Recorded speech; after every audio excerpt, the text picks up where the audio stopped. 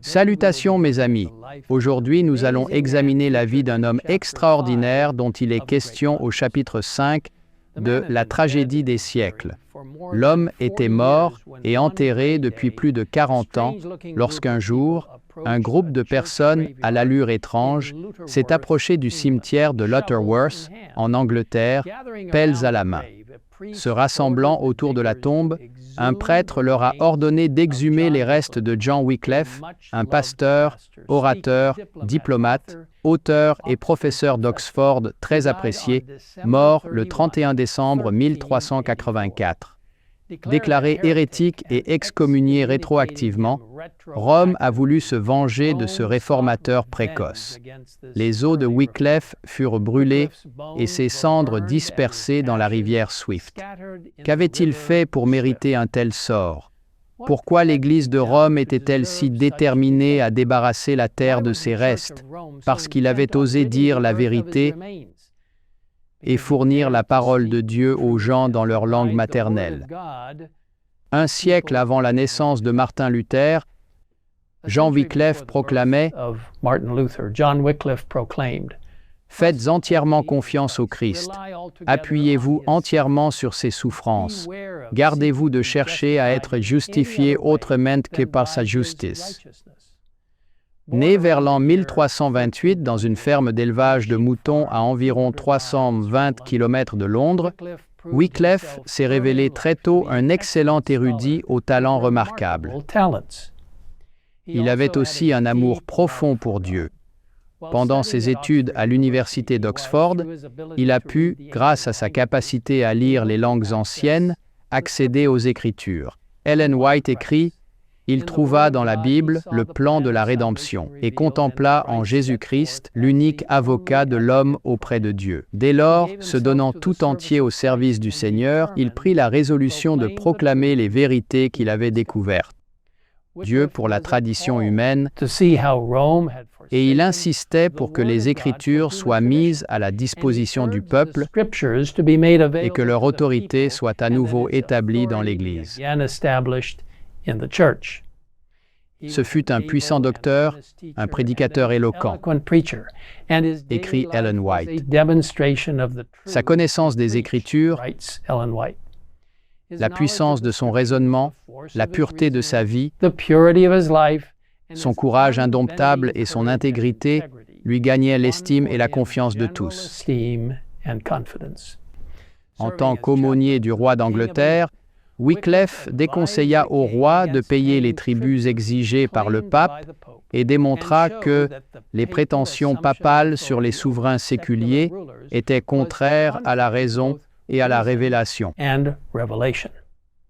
Il s'est également élevé contre les méfaits des nombreux frères catholiques qui pullulaient en Angleterre, vendant des indulgences, exigeant l'aumône et vivant somptueusement, tout en dépouillant le pays et le peuple de ses richesses. Wycliffe commence à écrire et à publier des traités contre les frères, orientant l'esprit du peuple vers les enseignements de la Bible et de son auteur. Wycliffe, nommé ambassadeur royal, sert 2 ans aux Pays-Bas, défendant l'Angleterre contre les envoyés papaux de France, Italie et Espagne.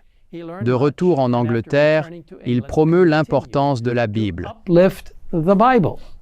déclarant que les dieux de Rome sont l'avarice, l'orgueil et le mensonge. Le pape envoya bientôt 3 déclarations publiques, connues sous le nom de bulles papales, en Angleterre, exigeant que ce maître de l'hérésie soit immédiatement réduit au silence. Dieu est intervenu pour protéger son serviteur, et bien que Rome ait tenté à plusieurs reprises de mettre fin à la vie de Wycliffe, aucune n'a réussi. Même lorsqu'il semblait être sur son lit de mort, Wycliffe est resté fidèle. Pensant que ce soi-disant hérétique succomberait à une maladie grave, les prêtres et les moines se précipitèrent à son chevet. « Vous avez la mort sur les lèvres, lui dirent-ils, soyez touchés de vos fautes et rétractez en notre présence tout ce que vous avez dit à notre détriment. » Le réformateur écouta en silence.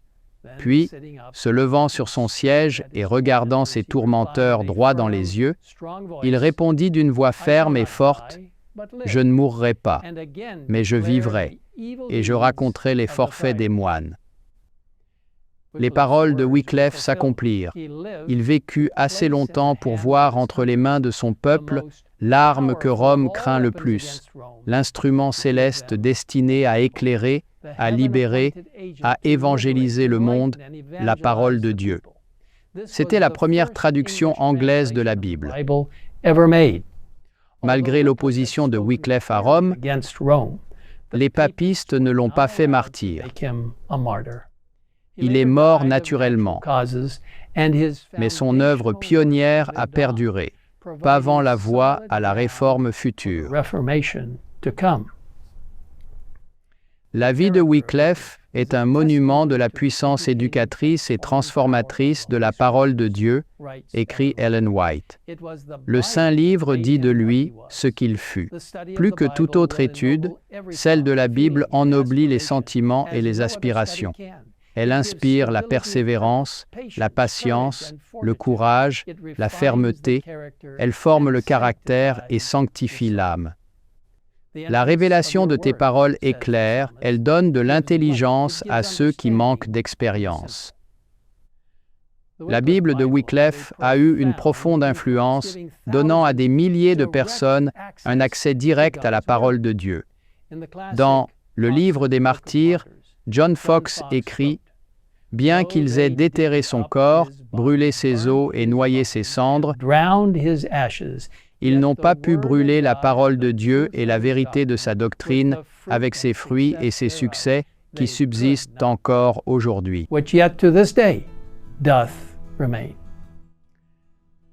Remercions Dieu pour le travail de Jean Wycliffe et de bien d'autres qui sont restés fidèles à Dieu, quel qu'en soit le prix. Et maintenant, je vous invite à prier avec moi. Père céleste, nous te remercions pour les merveilleux et puissants prédicateurs de la justice, des personnes qui ont ouvert la voie à la réforme comme Jean Wycliffe. Nous te demandons d'aider chacun d'entre nous à défendre fermement la vérité pure, la vérité biblique, et à ne laisser aucune tendance humaine entrer dans nos croyances, mais à fonder nos croyances sur ta sainte parole. Merci pour cette inspiration du passé et maintenant,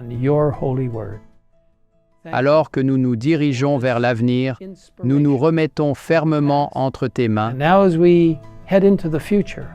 te demandant de nous aider à rester fermes pour toi.